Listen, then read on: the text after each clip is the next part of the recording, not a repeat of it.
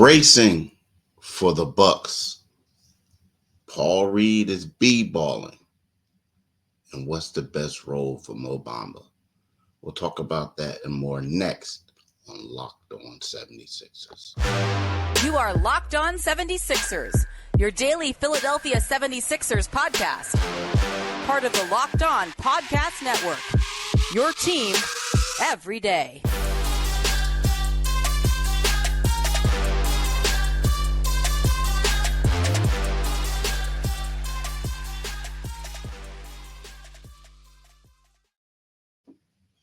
Thank you for making Locked On 76ers your first listen every day.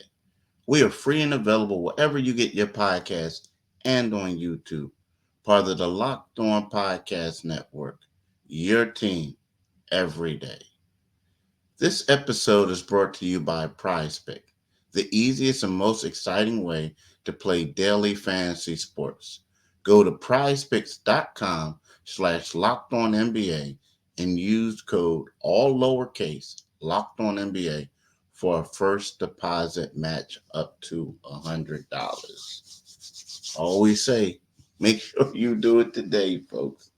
Definitely do it today. Now, I'm Keith Pompey. I'm one of the co-hosts of Locked On 76ers. I'm riding solo today. My partner can't make it. We'll be back tomorrow to dissect tonight's game.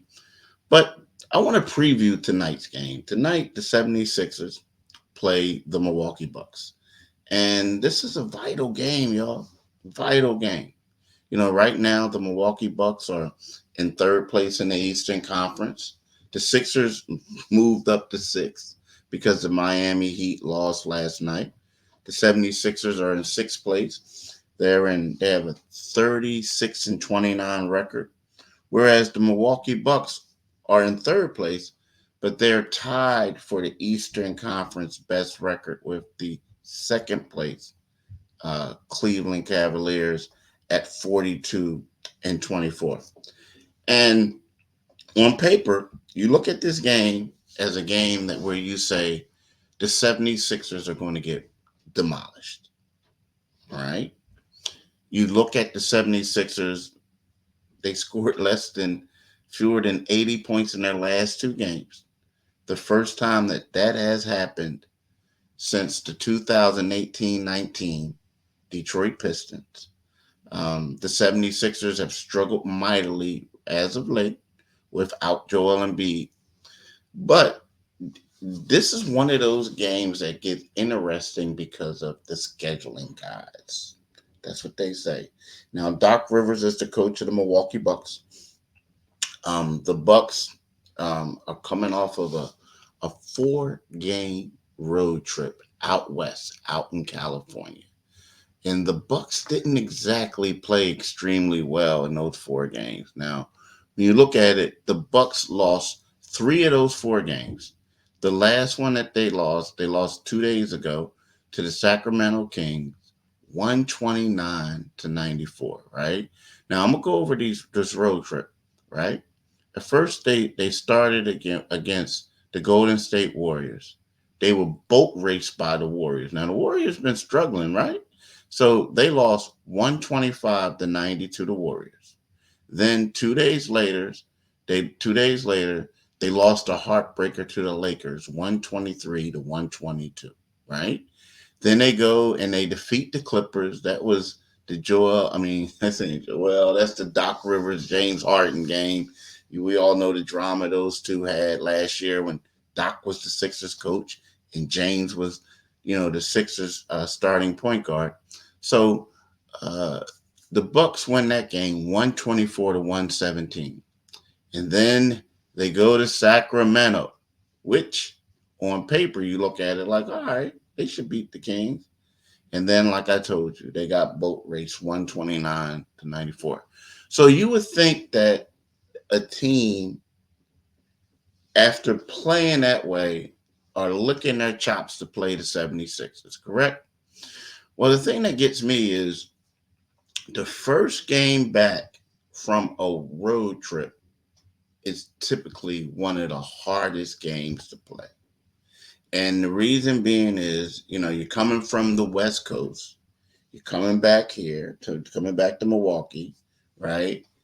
Guys typically got in yesterday morning after that long flight. Their sleep is a little messed up, and you typically are a little out of sync. You're in a fog for the beginning. Now, knowing Doc, of course, they didn't have practice yesterday. They may not have a shoot around this morning. I haven't looked at it yet. And they just go to the report to the gym. Whereas the 76ers, was there yesterday, had practice, this and that. The Sixers are, yes, they're in a funk. But at the same time, these are one of those things where it could be a little interesting. Now, do I expect the 76ers to win this game? No, I don't. But I think that it could be interesting because of the schedule, right? And it was one of those things that could be interesting because of the schedule. Now, the Bucks are 2-0 against the Sixers this season. Tonight's matchup will be the final game between the two teams. Now, most recently, Milwaukee defeated the Sixers 119-89 on February the 25th. The Bucks also knocked off the Sixers on the opening night at Pfizer Forum 118-117. Back then, the teams were so even. So a win Thursday will give Milwaukee its first season sweep of the Sixers since the 2020-21 season. Why? So the Bucks own a 9-3 record against the Sixers since the start of that season, right? Now, we'll see what's going on. Now, Giannis, in order for the Sixers to win, we all know they got to stop Giannis Antetokounmpo. He had 30 points in Tuesday's loss against the Kings, and it's just one 30-point game away from matching the 39th he had last season for the most 34-point games in a season for his career. I expect him to get 30 tonight, right? I expect him to continue that streak. I do. So when you look at it right now, their last 5 games, they've been 2-3, but their last 10 games, they've been 7-3. I'm talking about the Bucks. Now, how do these teams match up? Right? How do they match up from, the standpoint of points per games and this and that? Now, here we go, the tell of the tape, so to speak, right?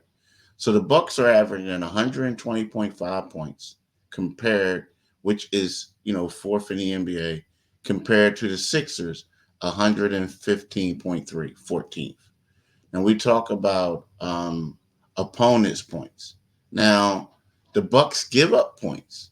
They've yielded 117.3 points to opponents, where the Sixers are a little bit more stingy at 112.8, right? The offensive rating. The Bucks are 5th in the league with offensive rating at 118.4. The Sixers are tied for 13th at 116.7. Defensive rating. This is where the Sixers get a little edge. The Sixers are 114.1 compared to 115.2 for the Bucks, right? Now, the thing is, I looked at this, and the thing that really stood out to me is that you look at the continuity of the rosters, right? We know that Chris Middleton is hurt. He's been out for a while. But you look at Giannis Antetokounmpo, played in 63 games, started in all 63 games that he's played, right? Brook Lopez started in 63 games.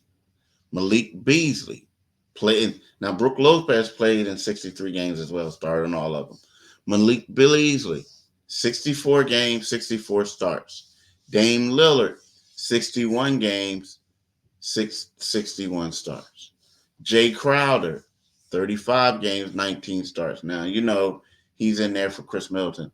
And so when you look at this continuity that they have, compared to the 76ers, you don't know who's starting from game to game outside of Tobias Harris and Tyrese Maxey, right? This is the reason why I believe that the Sixers, don't have it. They just don't have the continuity.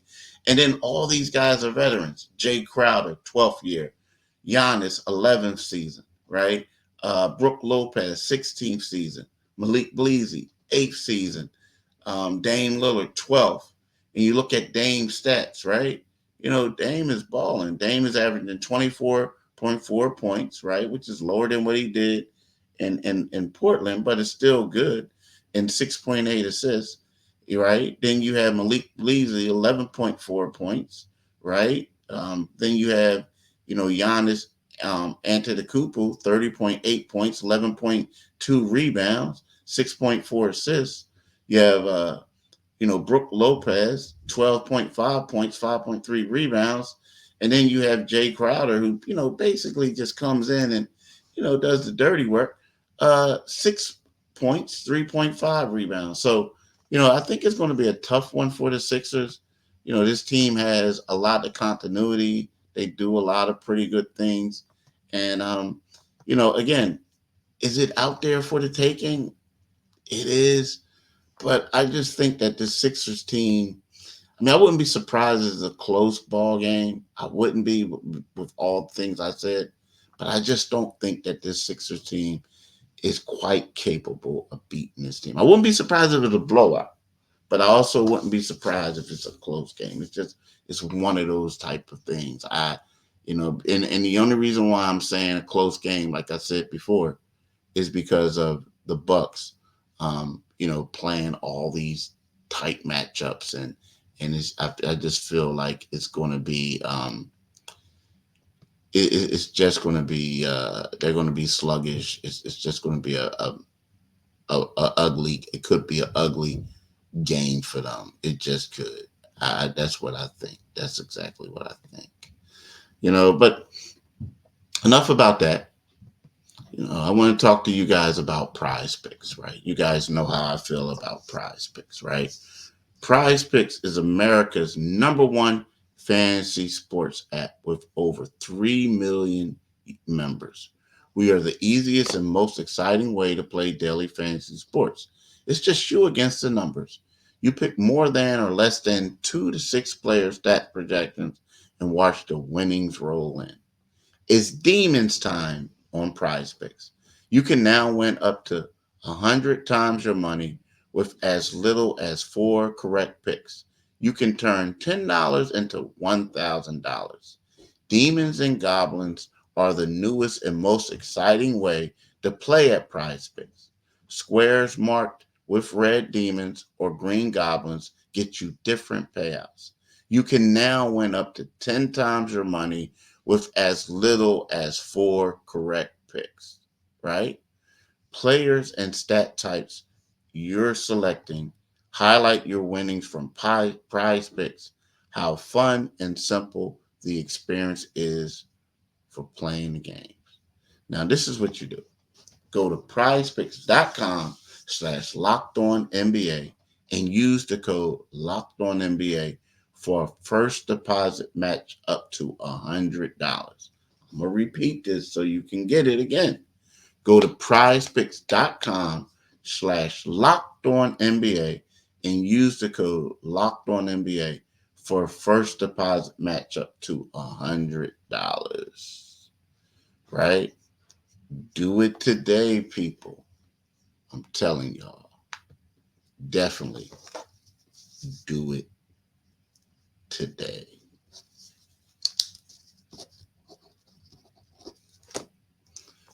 You won't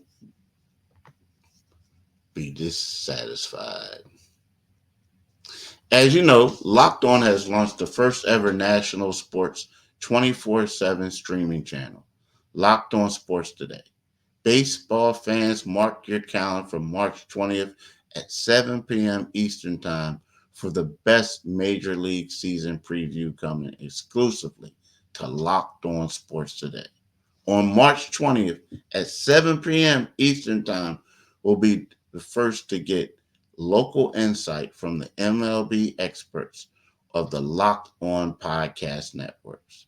Find it on March the 20th at 7 p.m. Eastern Time on Locked On Sports Today, 24/7 streaming channel on YouTube or the free Amazon Fire TV app. You won't be let down. I'm telling you. I'm telling you. I watched that program. I love it. I'm a huge fan of that Locked On Sports Today. So you need to educate yourself and everything will work out. I'm just here to tell you that. So Paul Reed, y'all. My man Paul Reed has been really balling. Be balling, as they say, right? And there was a time where Paul settled himself in. And when Joel Embiid was here, he established himself as a quality backup player, right? And then he goes into the starting lineup, and there's been a little bit of inconsistencies and everything like that. Well, it's also been one of those things where you realize that Paul plays a whole lot better coming off the bench than he does starting.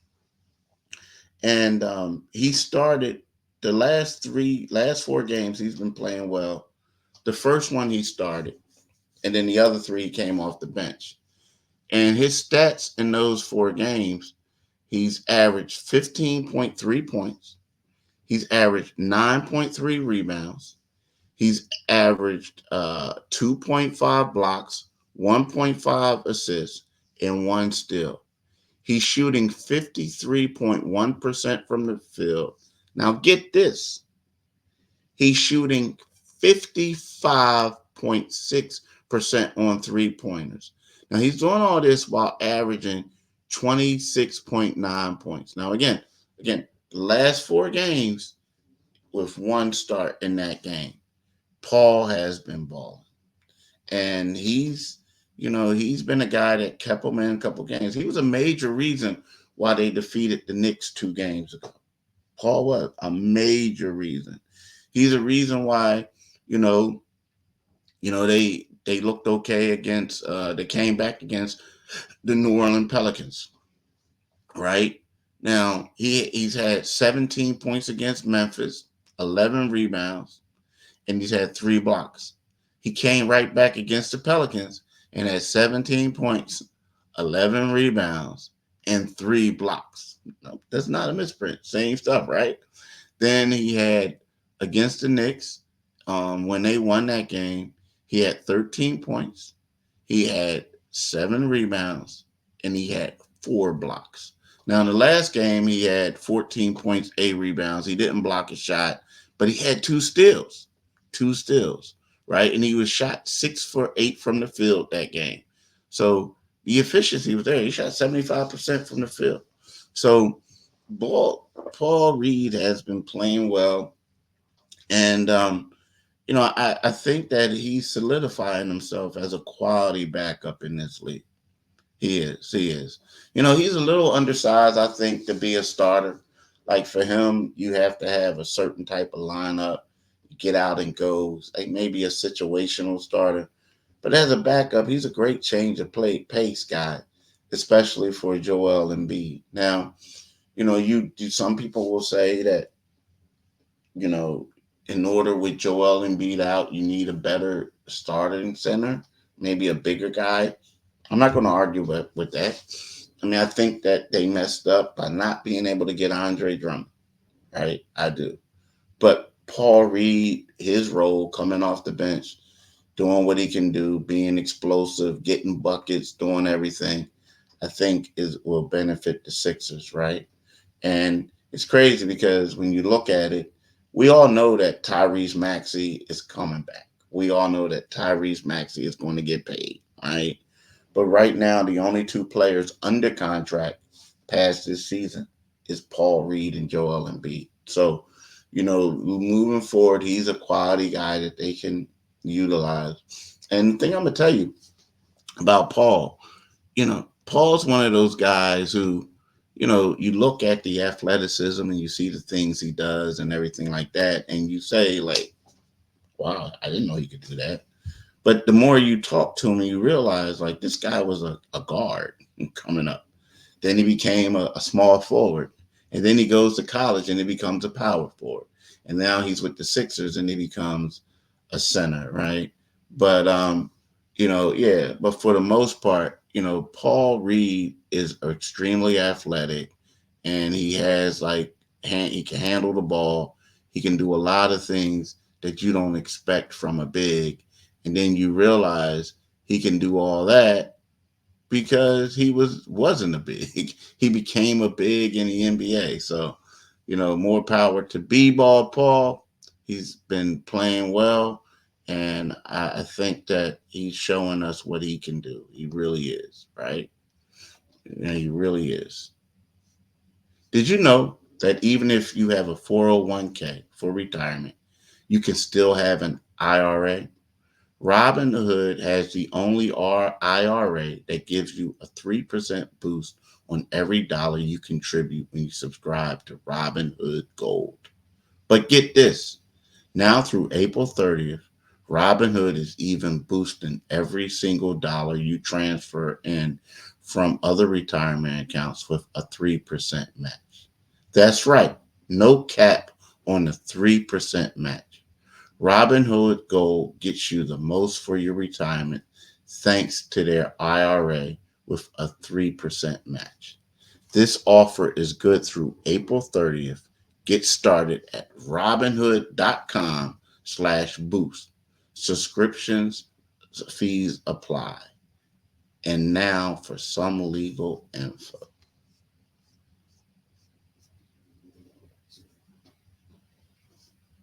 So listen, I want to talk to y'all about Mo Bamba, right? When you look at Mo Bamba and you say to yourself, Paul Reed is balling, Paul Reed is doing everything that he's doing, how are we going to keep Mo Bamba incorporated, right? What are you going to do to keep Mo Bamba like being the guy and all that other stuff? Me personally, I think he needs to continue to be in the starting lineup. Like, and I also say that, of course, it makes sense to say that because I just came back and said Paul Reed is playing better off the bench. But I noticed something. Mo Bamba, when he starts, he plays that role a little well, right? He has more energy in tune. And it's not like a competition thing between him and Reed. Like you would think it would be, right? You would. But it just seems like he'll come in there. He's not really involved in the offense, but he's doing energy and hustle plays. He's doing all the little things, right? He knows that Paul Reed is going to get more minutes, but at the same time, he's out there just doing the little things. He'll get a couple blocks, he'll rim protect. But I feel like for him, and Tyrese Maxey said this, that he likes starting, talking about Mo Bamba, because his body is still hot. He can do certain things, and it works out well for him. And Paul is better coming off the bench. So when we talk about a role, that's the best role for him right now. Now, again, when Joel Embiid comes back, if he comes back, I think that Mo Bamba has to go back to being the third string center, right? Paul Reed has to continue doing what he's doing.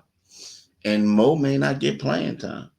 But as of right now, I feel like he is better suited to start over Paul. And I feel like, but Paul has to be the focal point, right? I mean, you look at Mo Bamba, he's extremely athletic. He does a lot of things. He'll surprise you. The one thing is um, his motor isn't always there. It's not what you want it to be. Like, I mean, he's one of those guys that you look at and you're wowed at his athleticism. I mean, he's like 7 foot, 230 pounds. He has like an extremely long wingspan, like 7'10". So he's a guy that you look at and you're always saying, I want more from him. I want more from him. Like, I see the potential. I need more from him, right? Um, But he's also a type of guy that let him feel like he's involved. As long as he feels like he's involved, everything's gonna work out. And like so, the last couple games, like when you look at it, that one game where Paul Reed started and Mo Bamba didn't. Like I felt like he was underutilized, right? So he comes off the bench. He comes off the bench.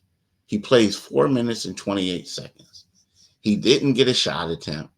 He had a rebound, 2 rebounds, 1 assist, right? Um, he was a +2 in those 4 minutes, but what does it mean, right? In 4 minutes. And like to me, it was like I just didn't feel like it was a good decision to do him that way, right? I just didn't feel that way. But then the next 3 games, you look at it, he comes off the bench the next 3 games, right? And again, he's not a guy that's going to score a lot of points or do anything. But what he did was he averaged 3.7 points in those 3 games. He averaged 1 block. He averaged 3 rebounds, right? He shot 55.6% from the field. And he did all this by averaging 18.3 minutes. Now, Paul Reed played the majority of the minutes, played more minutes than him, but he felt more like he was a part of the game. And he gave you a little bit more. Now, again, they don't run plays for him. They don't do this. They don't do that for him. He's out there, but he has a role. And I feel like that is the best role for Mo Bamba. I do. I feel like incorporating them this way is the best thing for him and the best thing for the Sixers. It is. Now, there was a couple times where you see him slide out to the perimeter, to the corner, and he'll like hoist up a 3-point shot. I mean, he can make that shot now. It doesn't always fall, but he can make that shot. He does have that range. So I feel like we can see that. But at the same time, when you have him starting with Kyle Lowry, um, Tobias Harris, Tyrese Maxey, and Kelly Oubre, which has been the lad recently, is enough firepower out there for where you look at it and you say, hey, look, big fella, you just got to block shots. You got to run the floor. You got to basically alter shots, grab rebounds. And that's what he's been doing. So to me, that's the best role for him and work out. Other things now, before the Sixers, we're going to talk about the Sixers to be successful. Tobias has to get a little bit more involved. We talked about this yesterday for them to win tonight. He also has to get more involved, but they have to get him involved, but he has to get himself involved. Buddy Hield has to show us what he showed us in the beginning. He came here like I was raving over Buddy. I'm like, yo, they told me all he could do is shoot. He was taking guys off the dribble. He was doing a lot of other things. Then all of a sudden, after the All-Star break, he comes back and you don't see any of that anymore. So Tobias and Buddy have to get out of these slumps that they're in. They got to play well. Now, again, is it as structured as a Buddy Hield or a Tobias Harris would prefer? No, it's not. This is like a lot of plays ain't being ran. Guys just getting out there balling, like freestyling. So I get all that, but right now when you're undermanned like this, you got to adapt. And these two players have to. Kelly Oubre doesn't have a problem adapting. Nah, he doesn't. Now, of course, Maxey has the ball in his hand. So does Kyle Lowry, so does Cam Payne. So these two guys got to get with it. They got to adapt. I get it. A shooter, you come off like pin downs, you do all types of stuff. Boom. Things like that, catch and shoot, or dribble handoffs, all that, right? Tobias, he's more of a structured offense, passing. This is looking for him. Nah, dudes ain't doing that right now. But Tobias adjusted before. People forget he adjusted before. So it's time for him to adjust again. Tobias has to adjust. He really does. So he needs to do that in order for them to be successful and for him to be successful. Because right now, what's going on isn't working at all. Not at all. Right? But before I go, I want to talk about Locked On again.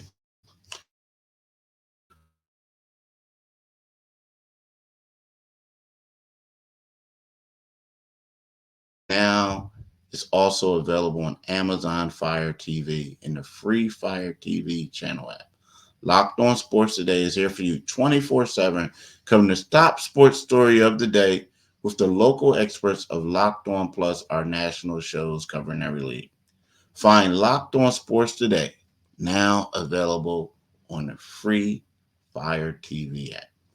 And I also, again, I want to thank y'all for making Locked On 76ers your first listen every day. We are free and available wherever you get your podcasts and on YouTube, part of the Locked On Podcast Network, your team every day. When we talk about YouTube, we talk about the Locked On